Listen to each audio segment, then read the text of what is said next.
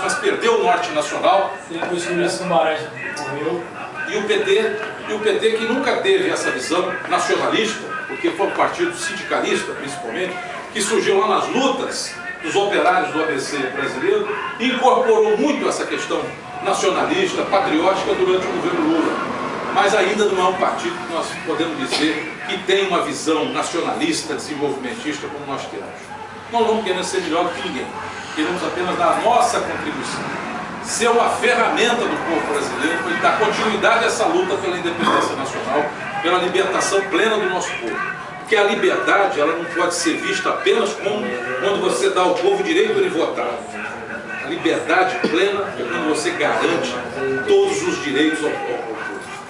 Direito de ir, direito de estudar, direito de fazer uma faculdade, direito de ter uma escola decente, direito de ter uma saúde decente, direito a todos os bens materiais, culturais e espirituais produzidos pela sociedade.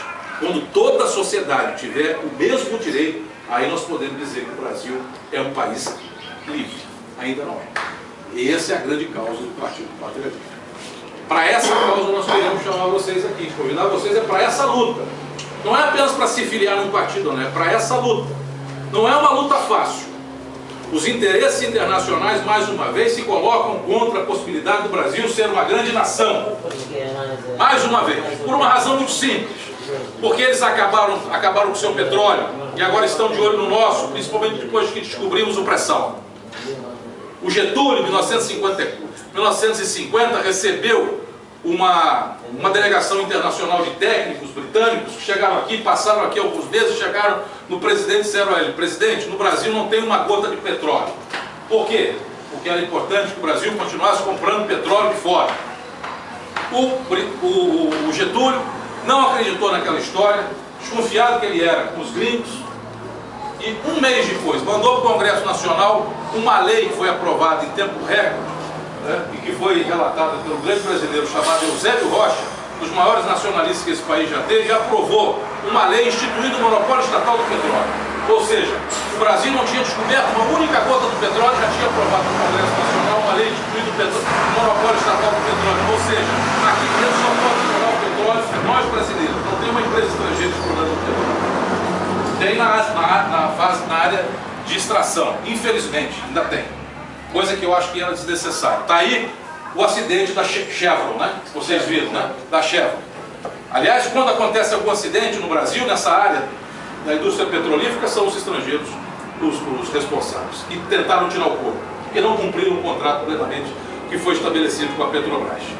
E hoje está aí o Brasil, autossuficiente em petróleo, ainda com pressão, descoberto, que é a nossa poupança do futuro, enquanto que eles acabaram com o petróleo deles. É por isso que eles estão de olho no Brasil. É por isso que eles estão de olho, né? Há muito tempo fazem uma verdadeira guerra, e aí não é só uma guerra política, mas uma guerra mesmo, uma guerra de agressão contra os países árabes. Invadiram o Iraque 2 vezes, mataram o seu presidente, entraram na Líbia, mataram o seu presidente, entraram no Afeganistão, dominaram o Afeganistão, por conta do quê? Para implantar a democracia norte-americana nesse país? Não, para dominar as riquezas, principalmente o petróleo desse país. Hoje, quem domina o petróleo nesse país invadidos, né, onde mataram crianças, jovens, inocentes, população civil, quem domina os campos de petróleo nesse país é o ex-vice-presidente do Bush, o Sr. Dick Cheney. Ele que domina os campos de petróleo do Oriente Médio. E é essa gente que está querendo vender a democracia pelo mundo afora.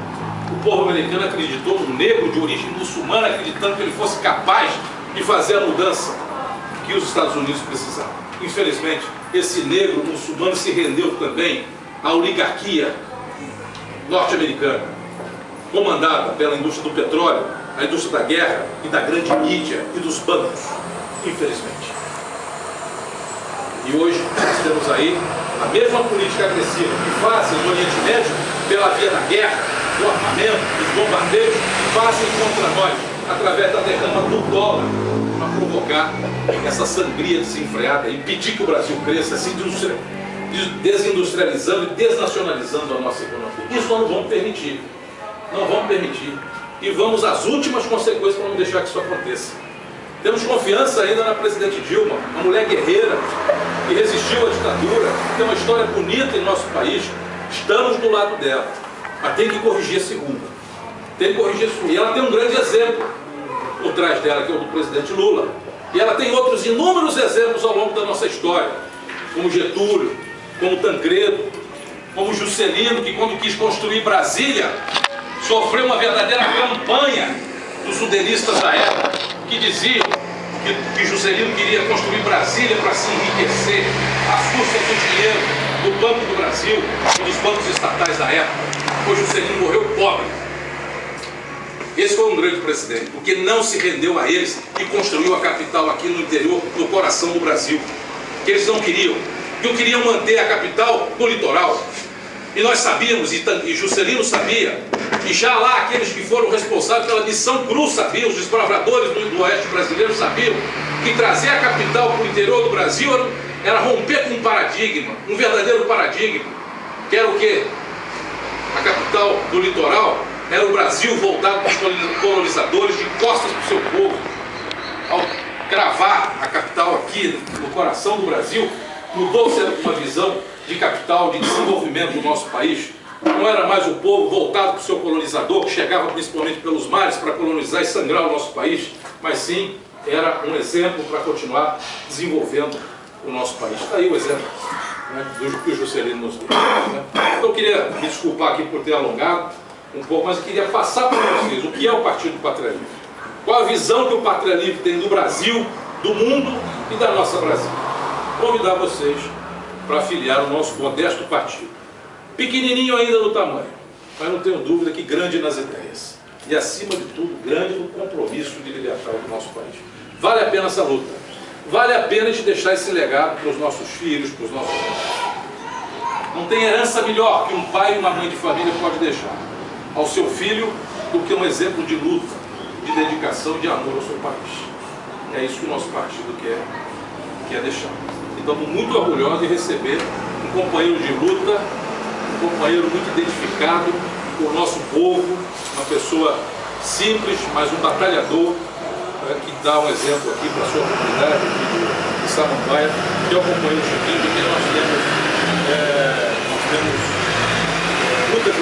com quem nós temos muitas identidades, e é por essa razão que ele nos dá muita alegria de estar se filiando ao nosso partido, junto com os seus amigos, e os recebemos de braços abertos. Muito obrigado.